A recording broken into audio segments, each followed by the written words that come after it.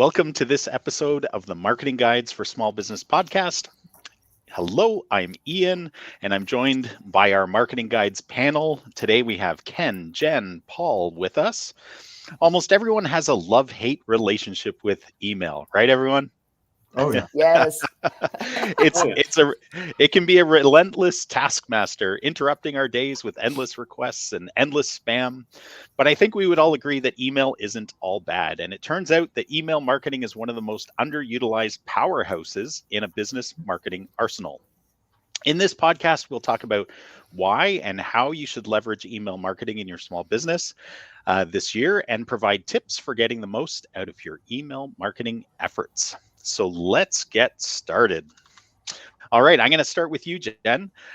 Let's start by exploring this topic with why email marketing shouldn't be ignored.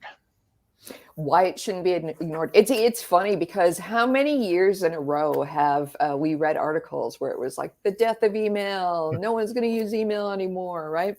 And by far, it's been a really good workhorse since it, I was going to say since it started, but I don't mean that. I mean, since, marketing got involved and you started receiving either newsletters or offers, or you could sign up to keep in touch with the brand. It's really been a real workhorse. Now, the thing is with email, as much as it might not be, the shiny new object and whatnot, the thing is virtually everybody has an email inbox. If you compare that to how many people are on various social media sites, then things get really, really fragmented, right? So with email, you've got a large captured audience, if you will, and virtually everybody's going to be on email. Virtually everybody knows how to work email right now, right? And the love-hate relationship you talked about, it is the kind of thing that is true, but not as passionate love-hate as you get over on social media, right? I'm never going on that channel. I love this channel, that kind of thing. So as much as email has been, maybe poo-pooed for not being super inventive and whatnot, it's a fabulous workhorse. It does work, as we'll explore in this episode. And it's important and applicable, whether you are a small local business, a big, huge enterprise, whether you're selling B2B, B2C, it works for virtually every product, every service. Yeah, there are stunning email marketing statistics out there that every business really should know. Like email reaches 10 times more people, reaches them and connects with them than on social media. And the reason for that is social media is like a river. It's flowing by you. So much stuff is going by. There's no guarantee you're going to get anything. If you're setting up your email program right and you're getting your emails delivered, that's going into somebody's inbox. So that's huge. It's also way more effective at conversions than Facebook, and a lot of people, I think in this day and age, still think that while Facebook may have soured a little bit in some people's minds, I still think there's this idea that social media is this silver bullet, and it's really good at certain things, but when you get toward the bottom of the funnel where you're trying to get people to buy and take that action, for most businesses it's not great. If you're a lifestyle business, it could be the ideal thing, social media could, but if you're not a lifestyle kind of business, email is going to be a way better bet. Yeah, great points. Paul, next question's for you. We find ourselves in unusual times, as we all feel, and these unusual times have had an impact on how we all do business. Has the current world circumstances affected the use of email marketing, and if so, how? And is it more important or less important?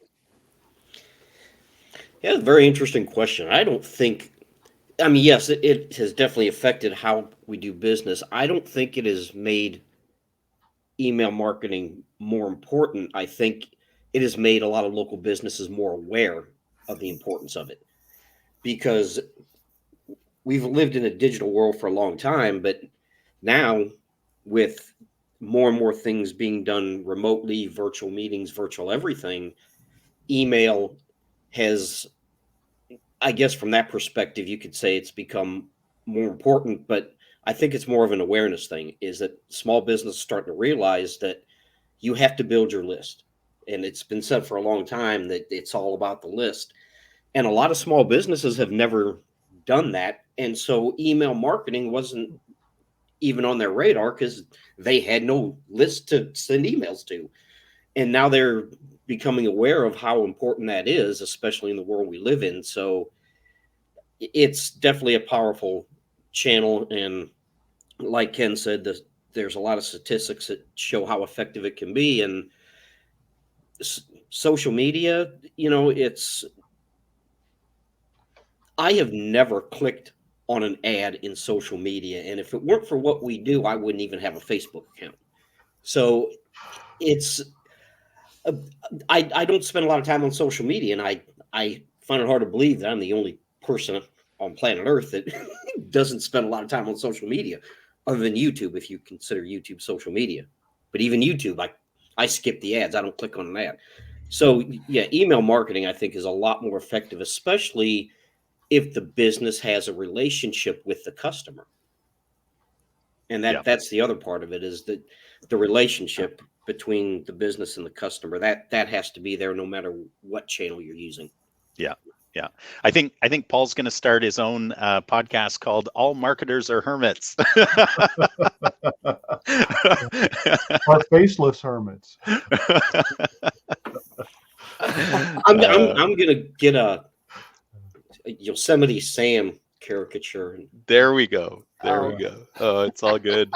And I think what's interesting too about what you said there, Paul, is that even though you're in marketing, your own habits are very different than those of the people that you're serving, and the people you're serving's customers, because that's ultimately what matters, right? So you might be creating Facebook ads and YouTube ads because that's where your clients' customers are, and that's how you can actually create impact with them. But for you personally, the people trying to target you, they need to find unique ways other than those. Yeah, and like what Jen said about everyone having an inbox, we actually have a couple clients that find it a challenge to use email, believe it or not. And so yes, I would say that 99.9% of people out there do have an inbox, but you still find that rare person that doesn't use email. I don't know how you do that in the world we live in, but apparently it happens. Yeah. Yeah. Well, and in some ways, the new inbox is a combination of your email inbox and your text messaging inbox, right? Or your Facebook Messenger inbox, or your omni-channel inbox. But Paul, in your answer there, you talked about how the list is really important, and that's a great segue into the question I had for Ken. You have to have a list of contacts with email addresses to send to. How can a small business start building out their list? What kind of tips or advice do you have for businesses that need to either grow their current list, which they always should be, or start a list if they don't even have one yet? Yeah. Well, chances are they do have one. They may just not have it pulled together. They don't have it in like MailChimp or an email marketing service or anything like that. But, dig through your transactional emails, dig through your inbox. You're going to have customer emails. You're going to have contact forms that people have submitted probably in your website that you can go get. In your accounting system, like if you're using QuickBooks and you send an invoice by email, guess what? You have an email address. You just don't have it organized in a way that you can use it for email marketing purposes. So I would definitely start there. That's low-hanging fruit. It's definitely a lot of work. You absolutely need to go through and clean the list and make sure that it's up to date, because email addresses get out of date very, very, very quickly. I think the statistic is every 6 months, a large percentage of email addresses go bad. And the reason for that is, especially when people change jobs, so when you change jobs, you're going to get a different email address. So if you signed up for something with that business email and you change jobs, guess what? That email address no longer works, and it may not work at all. I mean, the company may shut it down completely or they may reroute it to somebody else. But or people change internet service providers or cell phone carriers. All of those are opportunities for email addresses to go bad on you. So step one is collect what you got, dig through every piece of information you have. You're going to have more than you think. But then you need to start growing your list. So how do you do that? And this is a tough question because it's going to vary really widely based on the nature of the business. But if you're, one of the things that we like to do is now, because of the time of COVID, people are booking appointments more online now than they ever have. So if you have an online booking system, guess what? You're automatically, at least you should be, automatically capturing email addresses and probably cell phone numbers, which is great, so that you can remind people of the appointments. So put that feature on your website. For a lot of businesses, especially service area businesses like painters or roofers, that's a great way to get an email address.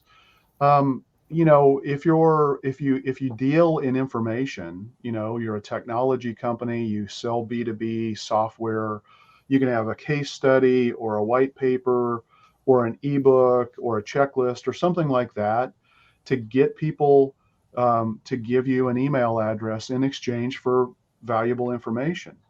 It's important to realize, I think I heard a statistic not too long ago that the average email address is worth $25 in value. So you need to think about, if you're going to ask somebody for an email address, you've got to give them what they're going to perceive as $20, $25 worth of value back. That's how, if you're not doing that, then you're going to be running into all kinds of problems. One of the cooler ways, and I think the better ways to do it right now, is to have a quiz. People love quizzes. It gives them an opportunity to learn something about themselves. It also gives the business an opportunity to learn something about, the person taking the quiz, and probably even segmenting them into, if you design your quiz right, into the type of product or service that they might be the best candidate for your business. Or even having like free courses if that's relevant to what your customer is going to perceive as real value. But again, you've got to think about an email, people just don't cough up email addresses. Why is that? Well, we get inundated with spam. And I'm going to call this company out. I don't know who the hell it is, but it's listlions.com. I have unsubscribed. I can't tell you how many thousands of times. Literally, it's got to be in the thousands at this point. Wow. And I still get emails from them. And what they do is they come up with a different name, they send it. There's another guy, Eric Jones, that sends us an inordinate amount, and our clients. That is bad behavior, and those are bad actors, and those people give email a bad name. And we all feel that pain. I experience it every single day, multiple times a day. I get it. But don't let that bias keep you from using email marketing. When you look at the return on investment for email marketing, it's 4,400%. 4,400%. What channel achieves that?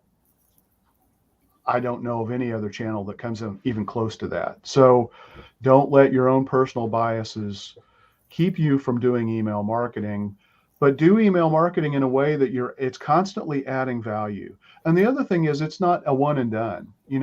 You've got to use email to stay top of mind. And I just used the example of, this company like List Lions, or this Eric Jones with Talk with Triggers or something like that. I can't even remember. I should know it by heart by now because I've been emails. But you've blocked it out. I have blocked it out. But I just mark them as spam. Yeah. Oh, yeah. Absolutely. Every single one of them. I think I've heard Donald Miller talk a lot about this, where, you just need to send an email every week. As long as you're adding value, people aren't going to subscribe. Does that mean they're going to read every single email you send? No way. Not even close. And you mean unsubscribe, right? Unsubscribe. Yeah, unsubscribe. Yeah. Sorry. Yeah. That doesn't mean they're going to unsubscribe. They're not going to read the emails. They may just delete them. But if they still feel like you're going to be adding value, Yeah. every now and then the subject line that you have and the topic that you write about is going to catch somebody's attention, and they're going to say, yeah, that's the problem I've been trying to solve. And they're going to open up that email, and they're going to get value from you. It may not be the point where they're ready to buy from you yet, but they're not going to unsubscribe from your list just because you send them a new email every week, as long as you're adding value. So getting in a regular habit of sending weekly, biweekly, monthly emails, and the more frequently you send emails, really, at least a weekly basis, I think, is kind of that sweet spot, because every time you send an email, you're keeping your list clean and up to date. Any credible email marketing system is going to throw away the bad emails and stop sending to those, and it's going to keep your list clean and up to date. People can unsubscribe. Some people may mark it as spam. Business email is not spam. If I send a business email to another business, that's not spam. It's not a violation of the CAN-SPAM law. It can be annoying as hell. So make sure you have a good reason to send that email, and make sure that the recipient is going to get value out of it. Yeah. That response was chock full of good tips for people, Ken. Just a couple of things I would add to it. I was just thinking, as you were talking about list building, or even in the corporate world, we used to call it list hygiene, because you have to keep your list clean and beautifully smelling, right? So yeah. one of the for brick and mortar businesses, I was thinking, we've all appreciated this or been a part of it, whether it's over the phone or at the time of checkout at a dental office, whatever it is. If the people are real well trained, the staff, they will ask you to confirm your email address and your mobile number. And it's because they want to make sure that they're keeping their list clean. The other one that came to mind as well is in the trades. A lot of our trades that we support, we have a pre-qualifying process for quoting. And so we have online quote forms, which in some of their cases, they're almost like a quiz, because you're building your quote with a lot of kind of visual elements. But even in there, of course, you're asking them for their email address. And so that's helpful for the business, because it's a way to communicate and keep in touch with you. So yeah. Well, that's a great point. I'm glad you brought that up. Brick and mortar businesses, they have their entire physical space to remind people to either join a text list or join an email marketing list. Use that space. You're paying for that space. You're paying a lot of money for that space. Use it. Remind people. Put flyers on your doors. Have table tents on your restaurant tables. Have a little stand by the checkout that asks people and gives them a reason to sign up for your email. And again, it's all about value. You got to give somebody $25 worth of value before they're going to cough up an email address or probably a cell phone number for text marketing. And those examples you just brought up, Ken, are more important than ever for these types of businesses, because people have, during COVID, they've transitioned to online purchasing, to online ordering of food, and without email or mobile numbers to text to, those businesses are really hamstrung. But if they can continue to make offers through these digital channels, it's really helpful. And of course, you can measure all that as well. And then you've got to address packaging. If you're going to have a carryout box for your food delivery, make sure you've got a way for somebody to subscribe to your email list or your text marketing list on your box, on your packaging. It's just critical. Use every tool you've got. We've talked a lot about kind of the foundational reasons and elements, reasons for using email marketing, some of the key elements we need to be to consider when thinking about email marketing. I think this brings up a really important aspect of email marketing that we should talk about, of how leveraging email marketing or email communication throughout the buyer's journey, or as we would call in the duct tape marketing world, the marketing hourglass, because we include some added elements after the sale, how that can be really effective. So Jen, I wanted to ask you to start us off on this. Talk a bit about how email communication can be leveraged to keep your business top of mind and strengthen relationships with existing customers. Absolutely. There was something that I wanted to. There's an analogy that I heard. I heard this a few years ago, and I think it still holds true today. Is like when someone hands over their email address to a business, it's almost like they're inviting that company or that expert into your living room, right? Because you're working in your email inbox every day, and you need to give the permission for someone to come in. And I think, Ken, that's what's so annoying when we get bombarded by spam. It's just like, I didn't even invite you into this place, you can't be here. Right. And so it's a privilege, and I think that's one way we have to really look at our lists. Is it's we've won the right, or we've won the privilege, let me say, to be communicating with these people. So I mean, it's an important part of the trust process, right? As you work along the line to either keep that buyer being a repeat buyer or get them to start buying from you. So how can email be leveraged to keep your business top of mind? So one of the things that Ken said was like about the weekly emails. So of course you're coming into somebody's inbox, they're seeing either your name, your company's name.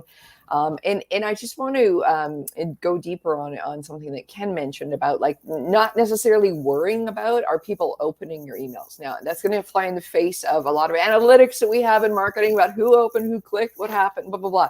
But which is important. However, don't be upset if you're finding part of your list not opening your email. And again, I want to share a story that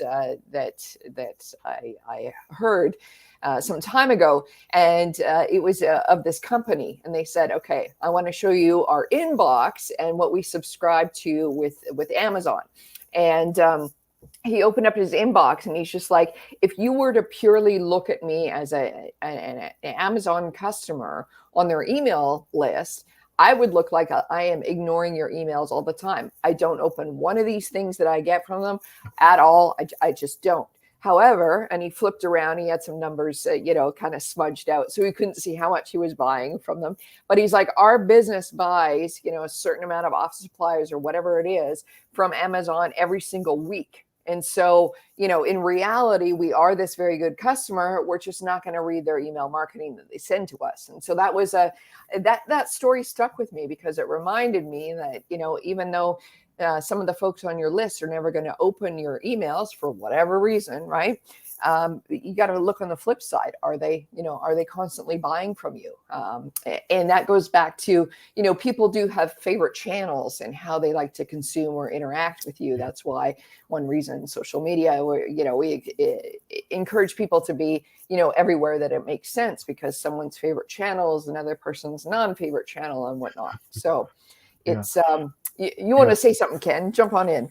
Well, no, that just made me think of, email open rates are not really a very good statistic to measure. And I just think of, some of my behavior is I go to a website from somebody that I know and trust, that I get a regular email from. I don't open up the email, but the subject line reminds me, oh yeah, I need to go do this. And it probably results in some deeper relationship that I have with that business. Doesn't mean I clicked the email, but the email did its job. Its subject line piqued my interest and got me to take action. So even though I didn't open the email, so don't rely on email open rates. Plus, a lot of those open rates can be false positives too. They aren't really accurate measures. No, good point. Good point. There's something that I do want to tell a little story about how email can help you be very, I guess, help with the operations of your business. Some of us think that email marketing is all about promoting, oh, we got this service or this product, or we're so great at this, or we won that kind of thing. But email marketing, as much as it's a workhorse, it can be really a workhorse for your company.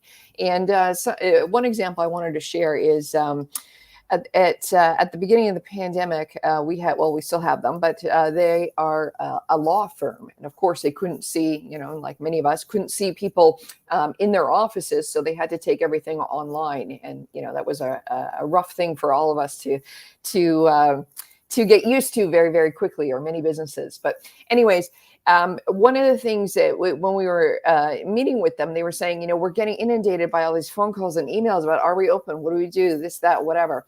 And so one of the things that we did is we turned their monthly newsletter into a weekly newsletter. But it was more about like, okay, if your case is at this stage, this is what you do. Here's the email. Here's how, we're still open. And it became more of a tip sheet about like, okay, you're with us, you've got a case happening. Here's what we're doing next, or here's where we're going, like, here's how you follow these procedures if this is where you're at. So it became a lot less about like, here's some news about the law that we focus on, or here's the award we won. It became very much like, okay, client, here's what you need to do next. Okay, here you are. We're here for you. Here's how you need to communicate with us. And it really became basically a teaching document for a good few months. And what that really did is it started to help the lawyers tone down on the emails and the phone calls about panic clients going, what do I do next? And then it was able to give the clients a peace of mind of like, okay, they're still open, things are happening, they've got it under control. Here's what I do next. Yeah. And so that's one way. I mean, email can really help with your business operations. Absolutely. Yeah, I was doing a year in review for one of my dentists, and I was looking at their email stats, like what were the most popular opened and clicked emails of the year. And I actually couldn't believe it. It was 2 emails related to COVID reopenings and the procedures that people had to do, and the new procedures the dentist was taking in order to be a more safe place for their patients to be. So that was kind of a little bit eye-opening. I didn't foresee that. And then just another little piece of anecdotal evidence, and again, this is related to another dentist. We find every single month we send out, we do a monthly e-newsletter for this particular client. Every single month, because we're connected to their forms and what's happening, phone calls and that kind of stuff. We always see a spike in appointments right after we send out an email, and I think it's just. It supports what you guys have all been saying, is that it's about being top of mind. People may not be thinking about their dental health, throughout the whole month, but then when they get that email and they're like, oh, I love that guy, and he just sent me an email, and yeah, I'm overdue, and my teeth feel a little like they've got fuzzy carpets on them. I need to go. So at least that's me reading into it, but it does support how well email marketing can work in some cases. Well, and I think it's important to realize, a lot of people think email marketing is just, blasting out information, and people often use the term email blasts. But email plays a very transactional role, Jen, as you talked about. And Ian, a dentist is a perfect example. Send an email reminder, hey, you've got an appointment coming up tomorrow, or a week before. Does this still work for you? Or a text message, whichever. But it dramatically improves the show up rates. And the show up rates, if you go to the trouble of booking time and not taking another patient because you're expecting somebody to show up and they don't show up, you lose money. So using email as a transactional system to also remind people to show up and keep their appointments is a really important use of email marketing, and it is email marketing. Yep. And I couldn't agree more, Ken. In fact, I think it's even more important these days because, especially with the spike in COVID right now, if people are starting to feel ill, like whatever it is, it might not be COVID, but they can't go to the dentist, right? And because of the way the reminders are working through email and text, it is opening up slots for the dentist or the hygienist should somebody start to feel a little squidgy. So it's super powerful that way. And if you have a list, you can send that out and say, hey, we've got an opening all of a sudden. Anybody can do this. So anybody want a root canal? Yeah. No. Yeah, no. I was thinking about it. I think, No, not today. I wanted to catch this movie, so why not? They have, Awesome. I won't even go into that. So Jen, you talked about strengthening relationships with existing clients. Paul, can you share a bit how email can be used for nurturing prospects? So people that the business doesn't currently have as a client, but they're a prospective client. Yeah, and this is one place where automation can really help you. And that's, I know this episode isn't about automation, but it is part of it. And if someone signs up for a newsletter, completes a survey, takes a quiz, and that can trigger an automation, you can have a welcome email. You can a nurture sequence. Here's what to expect. Here's what we're going to do. Here's how often we're going to send emails out. And one thing, don't abuse it. I think Ken alluded to this. He said every couple of weeks or once a month. Over the holidays, I was getting like 2-3 emails a day from the same company for the same thing. And the only thing they accomplished is getting me to unsubscribe. Mm. So don't abuse it, but you can have an informational emails, you can have your welcome emails, but this is where automation can really help, because I think a lot of companies, they think it's going to be this time consuming, labor intensive. They're going to have to pay someone in their office to send out these emails. And no, set up your nurture sequence, whether it's reminder emails, instructional emails, informational emails, and automate that. And then Yeah. you have that set up on a schedule. It goes out. You don't have to have someone in your office doing these things, and it can be very effective. Yeah, it's almost like you're preemptively overcoming buyer's remorse. They haven't purchased from you yet, because you're still trying to nurture the relationship.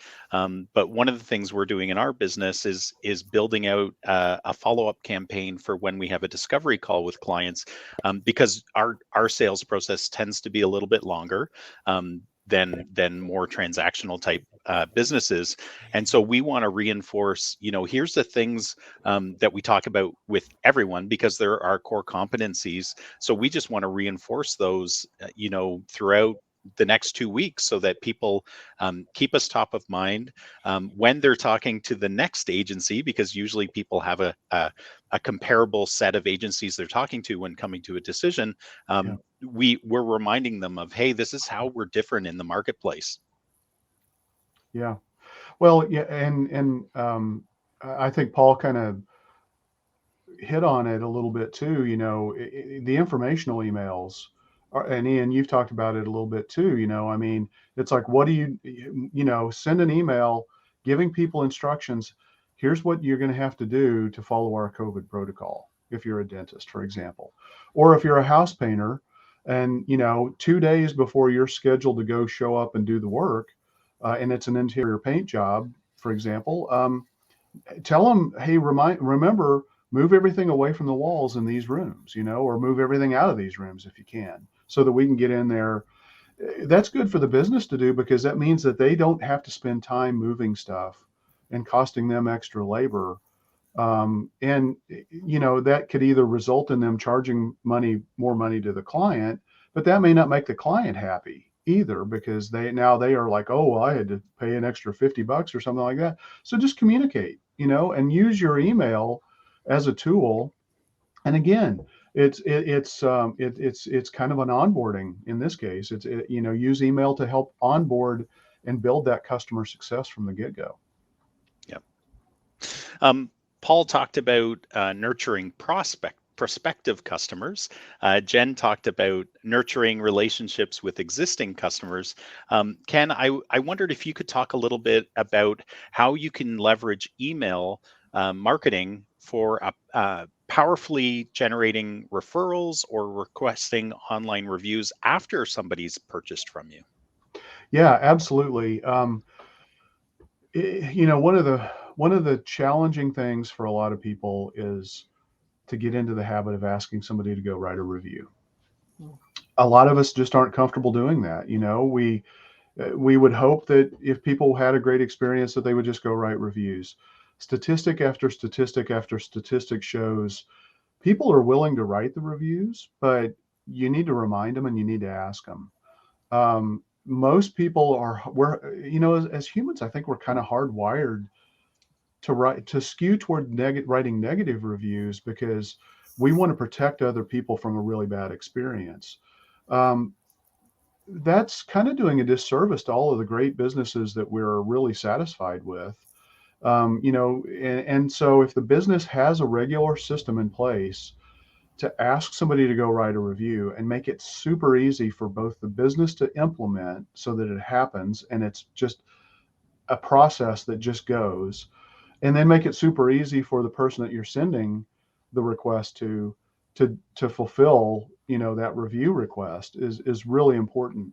Now, some people may not be comfortable writing a review. We've got customers that deal with really expensive high-end solutions. It's hard to get a lot of those people to go write reviews. In certain medical practices, it's hard to get people to go write reviews because they don't want to, and it may even be some HIPAA related issues there that, might constrain people wanting to ask for reviews. So you need to understand what's allowed for sure.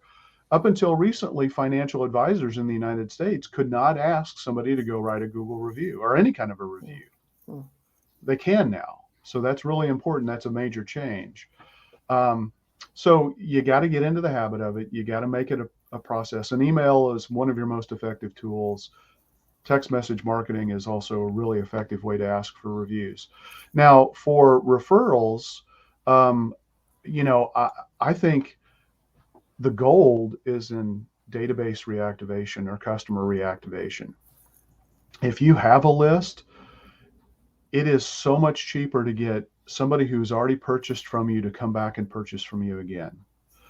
Whether that's getting people to, as a dentist, getting them to come in on a regular monthly 6-month cycle when they're supposed to come in for their 6-month checkup, and making sure they do that every 6 months instead of stretching it out to where it's every 9 months. And guess what? Over a period of time, you're losing some revenue there. And you're also, maybe you're making it up because maybe they have more cavities or more dental work, but still you want to, I think every business would like to try to get things as regular and normalized as possible where you have a steady stream of income coming in. But get customers to come back and spend more money and give them a reason to do so. And you've got to give them an offer. You've got to give them a reason to come in and do that. You've got to give them something of value to make that happen. If they don't have the need to purchase, if you're a roofer, they're not going to buy a roof from you every year. Hopefully they don't need to buy a roof from you, but maybe once every 20 or 30 years, unless there's storm damage or something like that. But they've got neighbors, they've got friends. So put a referral program in place that gives them a little bit of an incentive to refer you out, and share your information and say, hey, if you ever need a roofer, here's the company we should recommend you work with. You just need to develop these processes. The bottom of the hourglass, the review and refer, that's where there's so much gold for a business that's unmined too frequently. And so email and SMS marketing are the two best ways, I think, to get the word out, as well as developing referral partner networks. Yeah. You were talking a little bit about how reviews are really important, but people don't leave them. So just the last stats I saw, it was saying that the average consumer trusts online reviews 90% plus. And then there's varying statistics related to different industries, ranging from usually about 70% of people read reviews before making a purchase, right up to 93% I've seen as well. But the disparity is that only 6% of people leave reviews if it's unsolicited. So there's this huge gap where businesses aren't getting the benefit of turning satisfied customers into great online reviews. And the online reviews are so important for Google My Business, or Google Business Profile now. They have such a big impact in helping you show up in that map pack search result. So use email as one of those critical tools to help you get more reviews, and it's really important. I thought it would be really interesting and helpful to our listeners if we could bring kind of this abstract discussion that we've been having into reality by sharing some real life success stories. We've already kind of sprinkled those throughout, but I thought it would be neat to do a round table. So we'll go around the circle and ask, what are some of the best ways or stories related to email marketing or tips that you've seen that have worked for your clients over the past year? And I'll start with Jen. First of all, the tip, it's a little bit boring. It's being consistent for sure. Yeah, you got to appear in that email inbox consistently, whether it's the weekly, biweekly, every month, that kind of thing. I have noticed two different things, depending on your audience. Some of the very, very short, so a couple sentences, bullet points, that kind of thing, making the email very punchy and really easy to consume works well.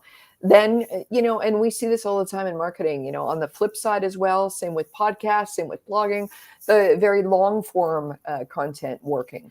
And oftentimes, if you are talking about a certain topic, having the, the backup and the extra content there to give the reader the comfort that, this person or this company knows what they're talking about, and you can go in depth with that. Don't be afraid to go that route if it's going to work for your customers. I guess the last point on that is that there are best practices out there, and it is important to understand what those are, and then obviously to stay legal with them, with the different email rules. But there's also best practices for your own audience. And there's only going to be a way that you figure out what works for your audience by testing that. And what I mean by that is, do you send your email newsletter Tuesday at 8:15 a.m.? Do you send it Sunday at 8 p.m.? Both of those, one of them, the Tuesday, would be probably a best practice. This sending a business email Sunday at 8 p.m., probably not a best practice.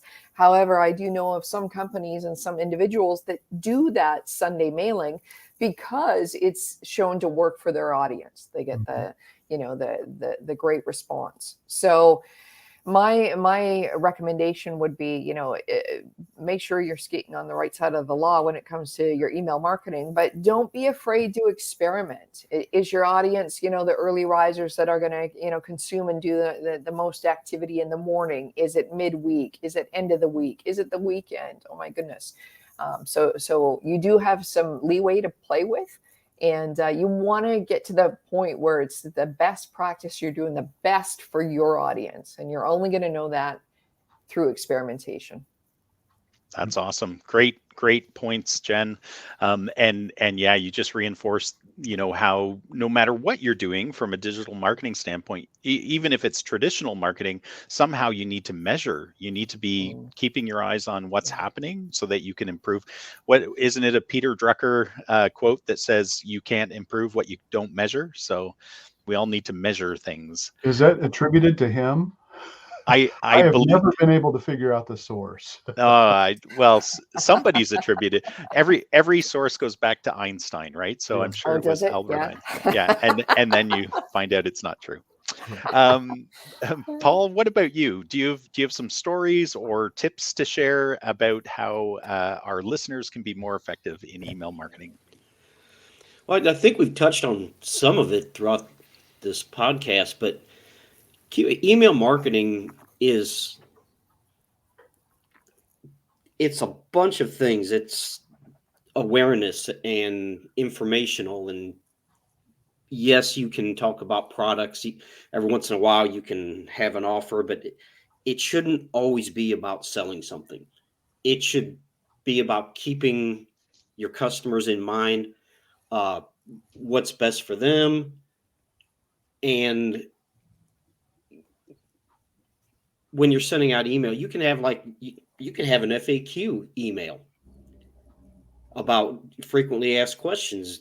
You can have a recommendation email based on their past behavior, things they've bought in the past. You can send out emails. Let's say we do this with painters, that they've done interior painting for someone, but they've never done exterior painting. So, and that's where your CRM and your automations and your tags come into place. But you can pull up a list, say, okay, we've done interior painting for all these people, but we've never done any exterior painting. So you send a targeted email about exterior painting and why that's important and how it protects the house and how it adds value and longevity to the exterior. So it's not always about selling. It's about awareness and customer engagement as much as anything. Awesome. Awesome. Ken, what about you? What have you seen that's been working well?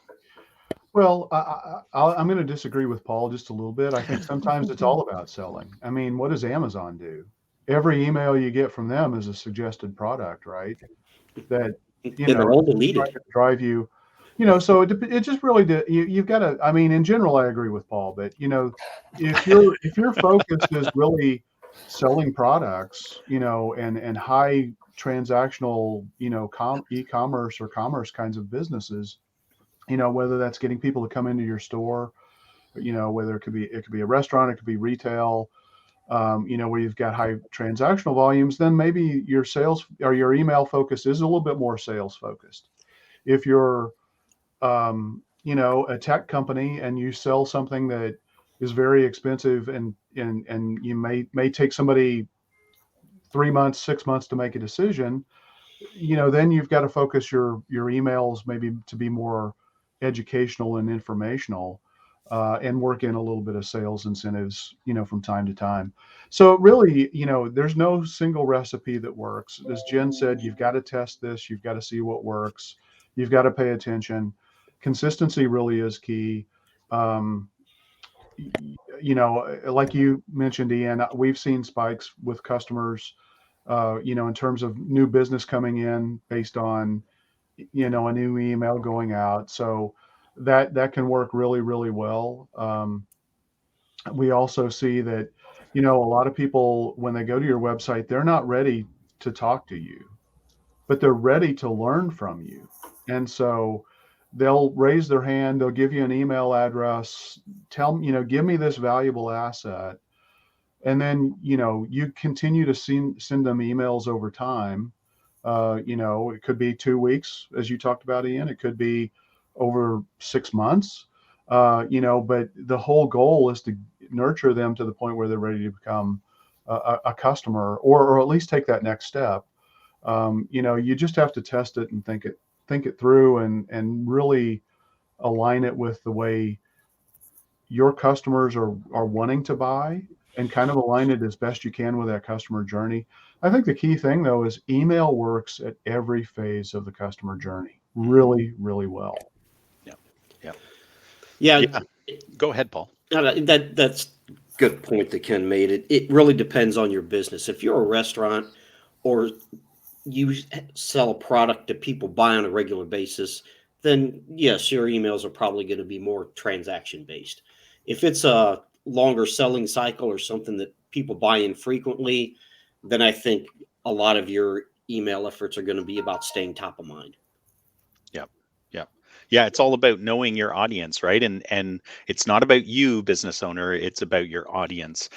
Couple tips that came to mind for me: subject lines. Subject lines Oh are yeah. paramount. If you don't get the subject, if you can't get somebody past the subject line, then and they won't go into the email, you haven't even gotten their attention. So subject lines are super important.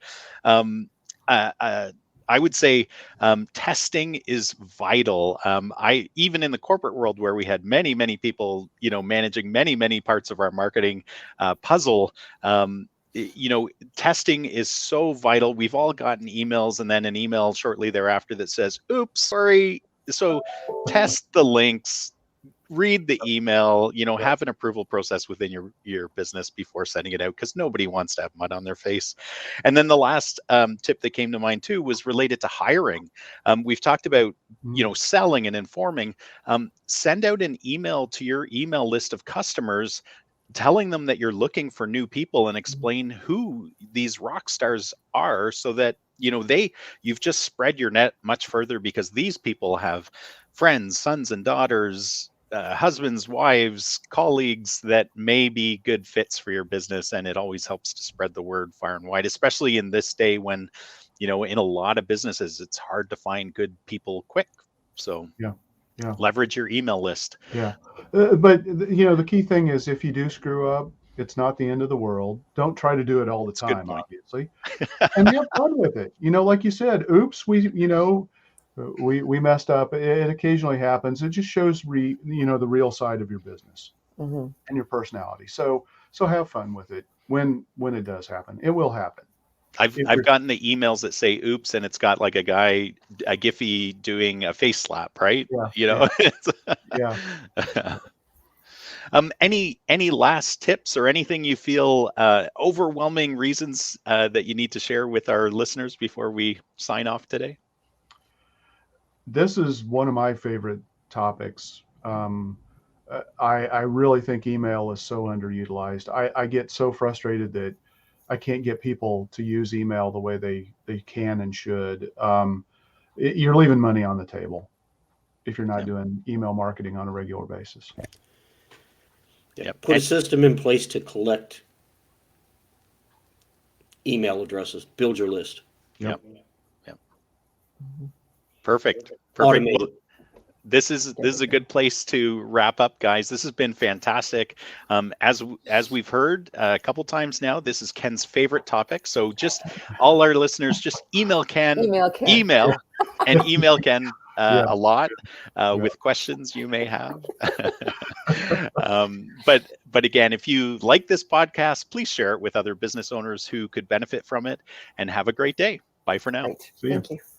See you.